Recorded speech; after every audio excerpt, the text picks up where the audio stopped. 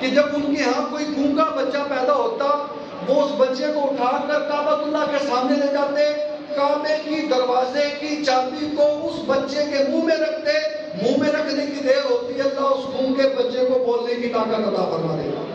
یعنی کعبے کے دروازے کی چابی کو اللہ نے یہ برکت دی، کیوں دی؟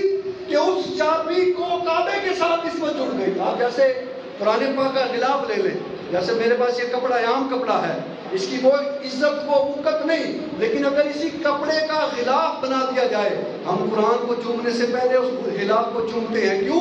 پہلے وہ سادہ کپڑا تھا، لیکن اس کپڑے کا تعلق جب قرآن سے جڑ گیا وہ سادہ نہیں رہا بلکہ اب وہ خاص ہو گیا۔ تو اسی طرح چابی سادی سی چابی تھی، لیکن جب اس چابی کی نسبت کعبے کے ساتھ ہو گئی، اللہ تبارک و تعالیٰ کی قدرت کی نشانیوں کے ساتھ ہو گئی، اللہ نے اس بے جان چابی میں یہ طاقت رکھ دی کہ عرب والے گونگے بچے کو اس چابی کو گونگے بچے کے منہ میں وہ چابی رکھتے ہیں اور اللہ کی قدرت سے اس چابی کی وجہ سے وہ بچہ بولنے پر قادر ہو جاتا ہے۔ اب یہاں پر ایک عقیدے کی بات میں سناتا چلوں آپ کو۔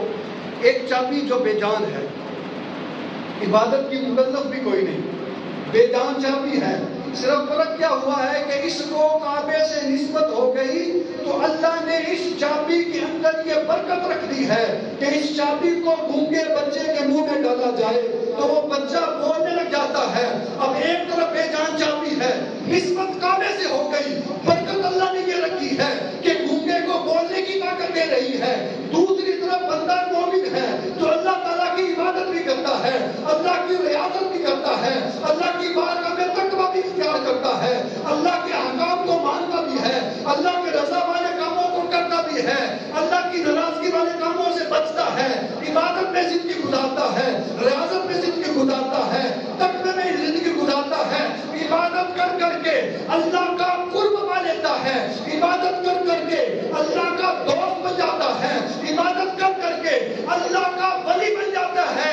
اب یہ بندہ عام مومنین کی کیٹیگری سے نکل کر خاص مومنین کی کیٹیگری میں آ جاتا ہے۔ اب جب یہ بندہ خاص لوگوں میں آ جاتا ہے تو کوئی داتا بن جاتا ہے، کوئی خواجہ بن جاتا ہے، کوئی امام اعظم بن جاتا ہے، کوئی غوث اعظم بن جاتا ہے، کوئی اعلیٰ حضرت بن جاتا ہے اور کوئی الیاس قادری بن جاتا ہے۔ پھر ان خاص لوگوں میں سے مزید خاص لوگوں کو اللہ پاک کی بارگاہ سے مزید برکتیں ملتی ہیں، مزید رحمتیں ملتی ہیں، اللہ کا مزید ان پر کرم ہوتا ہے، اللہ ان لوگوں پر کرم فرما کر اپنے محبوب کی برکتیں عطا فرماتا ہے، اپنے محبوب کا جلوہ دکھاتا ہے، اپنے محبوب کی غلامی عطا فرماتا ہے، اپنے محبوب کا زمانہ عطا فرماتا ہے، اپنے محبوب کی برکتوں سے نوازتا ہے۔ پھر یہی لوگ جب محبوب کریم سے برکت لے لیتے ہیں، پہلے عام مومن ہوتے ہیں، پھر خاص ہوتے ہیں، پھر خاصوں میں سے خاص ہوتے ہیں، ان کو چن لیا جاتا ہے، مصطفیٰ کی غلامی کے لیے چن لیا جاتا ہے۔ تو جب مصطفیٰ کی پاس برکت لینے آتے ہیں صدیق ہو کر، مصطفیٰ کی نسبت ان کو صداقت کا بادشاہ بنا دیتی ہے۔ آتے ہیں عمر ہو کر، مصطفیٰ کی نسبت ان کو عدالت کا تاجدار بنا دیتی ہے۔ آتے ہیں عثمان بن کر، مصطفیٰ کی نسبت ان کو سخاوت کا تاجدار بنا دیتی ہے۔ آتے ہیں مولا علی بن کر، مصطفیٰ کی نسبت ان کو شیر خدا بنا دیتی ہے۔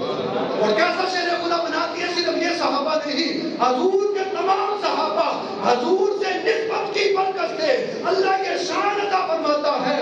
اللہ قرآن میں فرماتا ہے رضی اللہ عنہم ورضوا عنہ، اللہ محبوب کے یاروں سے راضی ہو گیا، محبوب کے یار اللہ سے راضی ہو گئے۔ یہ سارا تعلق کیا ہے جی؟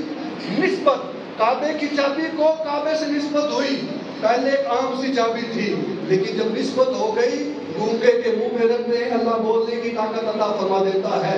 مومنین عام سے مومن ہیں، لیکن جب اللہ کی بارگاہ سے ناطہ جڑتا ہے، تعلق جڑتا ہے، قربت پا لیتا ہے، اب وہ عام مومن نہیں رہتا، اب وہ داتا بن جاتے ہیں، اب وہ خواجہ بن جاتے ہیں، اب وہ چشتی بن جاتے ہیں، اب وہ قادری بن جاتے ہیں۔ ان خاصوں میں سے خاص مزید جن لوگوں پر کرم ہوتا ہے، اب وہ عام مومن کے بعد خاص، خاص کے بعد مصطفیٰ کی صحبت پا کر صحابی بن جاتے ہیں، اور جو صحابی بن جاتے ہیں اللہ فرماتا ہے میرے محبوب کے غلاموں، اے صحابہ میں تم سے راضی ہو گیا اور تم مجھ سے راضی ہو چکے۔